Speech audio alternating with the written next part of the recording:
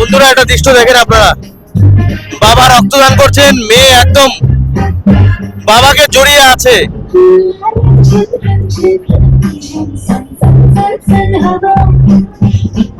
দাদা এই নিয়ে কতবার দিচ্ছ ব্লাড? মোটামুটি এটা আমার মেয়ে কি ভয় পাচ্ছে? না না ওকে নিয়ে এটা নিয়ে দুবার হয়ে গেল, আর আমি এমনিতে 12-13 বার দিয়ে দিয়েছি। এটা অনন্য নজির, বাবা মেয়েকে বেডে পাশে শুয়ে রক্তদান করছে, দেখো সেই ছবি।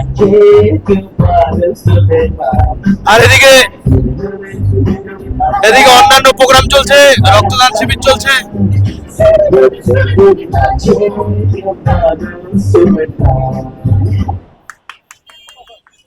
এটা কোনো অসুবিধা নেই এটাতে।